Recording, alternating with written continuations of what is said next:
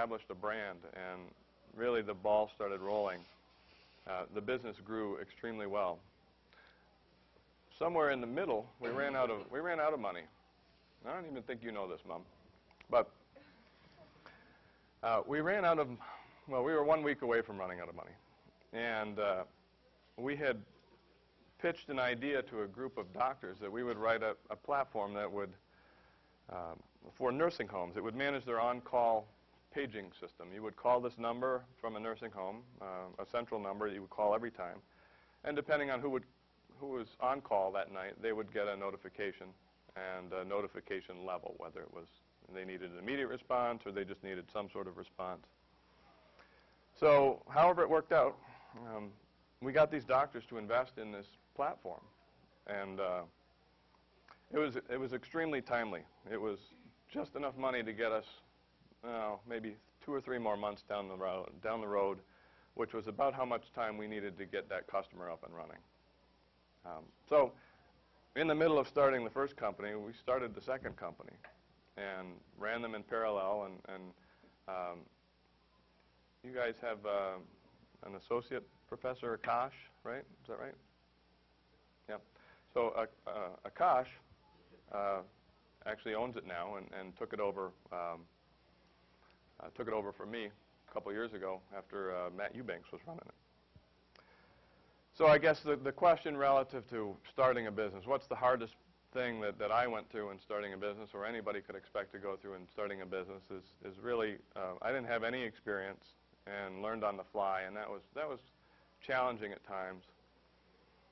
I had the drive to pull it off, but if you're going to start a business, I think you really need to understand the commitment that you're making. You can really expect, unless you're well funded, you're probably going to work 20 hours a day, 7 days a week, and you're probably not going to get a paycheck.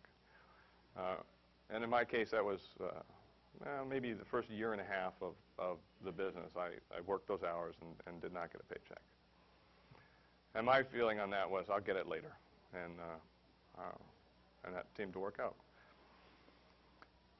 The other piece, like I said, is if you're going to start a business, spend the time to learn how to market that. Know your customer, know your product, know who you're selling, know who your competition is. Have that dialed in before you go and start spending money on bringing people in, and know the channels that you're going to market through. Some of them work and some of them don't, and it really depends on the type of business. You know, for us, in the first business, we could have hired a couple of salespeople, and I think I actually did, a couple of salespeople that were calling out and trying to sell, and it just doesn't work in that particular business. And pretty much every business I've ever built has been a bug zapper, really. It's get it out there and get the brand built and get the name built and attract customers and bring them in,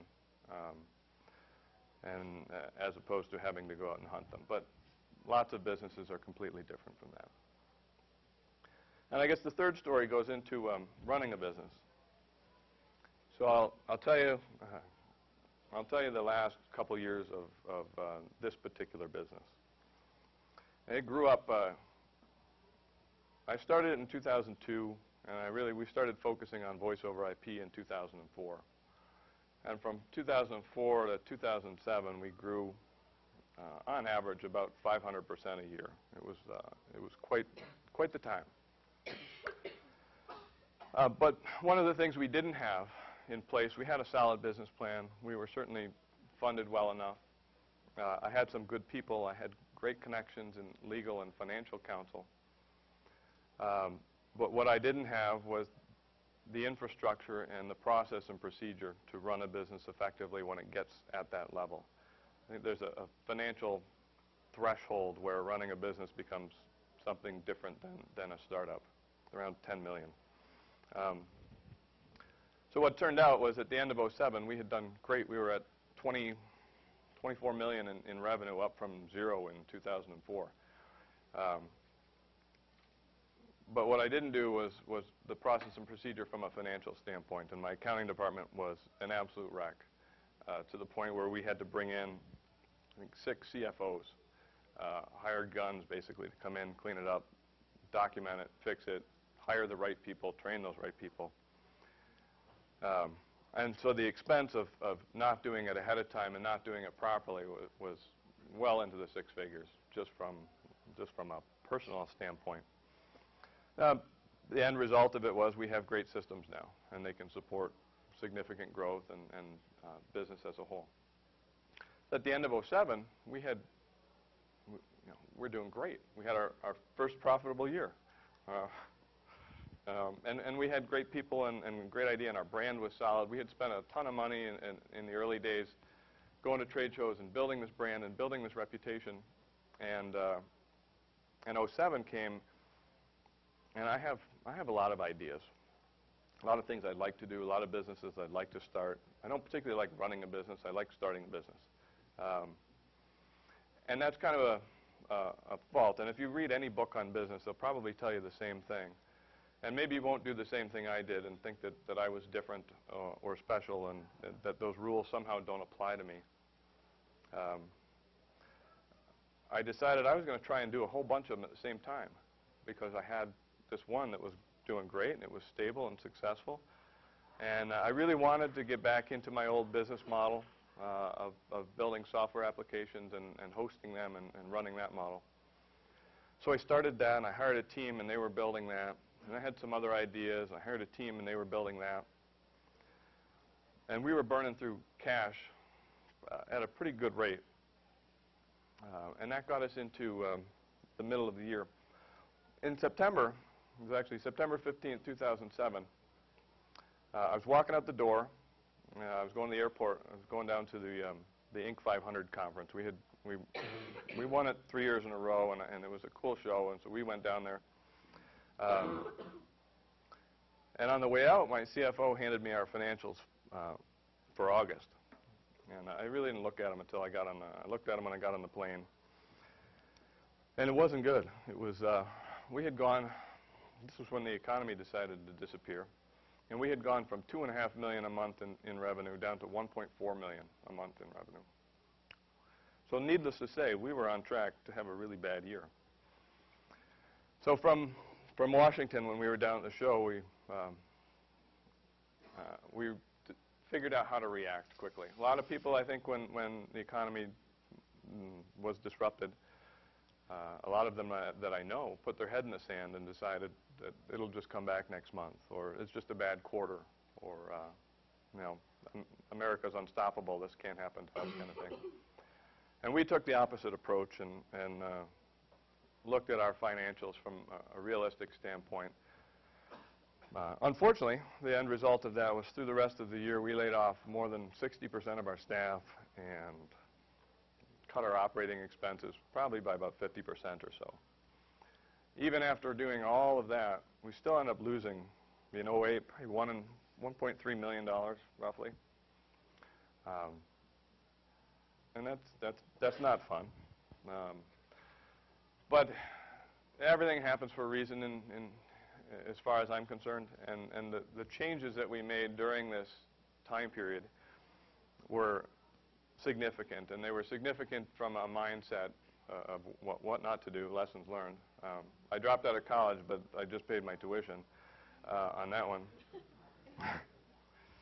What we came out of from that was one of the lessons that I never learned as a kid, and I never learned in business, and it took till I was 35 or so to figure it out. But being frugal in business has its values. We spent a lot of money on people we didn't need. We spent a lot of money on things we didn't need. And as a result of the economic shakeup, we have an extremely lean business at this point. It runs with 30 people and has the ability to do the same revenue and the same transactional volume that we did with 72 people. A lot of process and procedure, a lot of refinement, a lot of changing out people. And it runs great. And '09 actually turned out to be, despite the loss from '08, 2009 was our most successful year ever, by a huge margin. But to make matters worse, in 2009, once we filed our tax return, it got out, on the credit reporting that this is where we stood. So not only had we lost $1.3 million over the first half of 2009, our creditors decided that we were too risky, and we ended up getting, a $1.1 million reduction roughly across all of our distributors. And that was really, that should have shut our doors. And given the economic times, I guess lucky. We made it through that well. I had to go out and get funding. I had kind of swore that I would never do that. I didn't really want to go out and sell a piece of me, and we've never approached venture capital. I could do it. It's not something I ever really wanted to do. I want to build it myself, and I wanted to run it myself. And so everybody said it couldn't be done. And that's kind of what you get. You'll get a lot of that if you start a business. Everybody tells you it can't be done, especially if you're young. But we did, and we were able to raise about $1.5 million to keep the business running. And now we're into 2010, and it's a fantastic situation at this point. We're able to really focus on the core of our business. The blinders are on, and we're not distracted with other ideas and other avenues that we could go. We don't consider ideas when vendors come to us and try to tell us how we should run our business and what we should do. And I guess what I'm really getting at, and I'll leave some of the personal stuff out, because the year overall was a pretty bad year. But we made it through, and I guess that from a running a business standpoint, what's the hardest part of running a business? And it's really how do you handle and how do you react to the things that aren't expected, the things you didn't plan for. And how do you lead through that? How do you keep your morale up? How do you keep your culture intact? How do you keep your people motivated to continue to work? Because it's not easy. It's a challenge to do that. So that's the hardest part of running a business.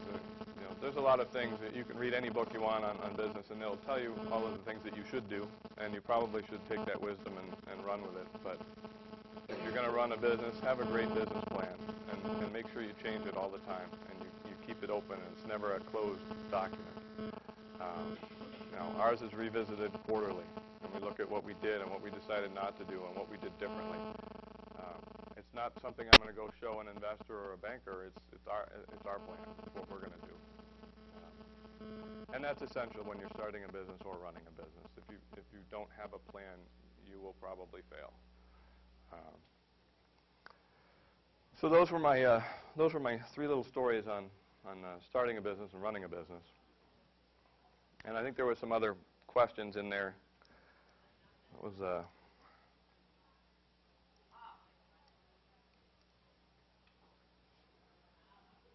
the only other question that was in there that was I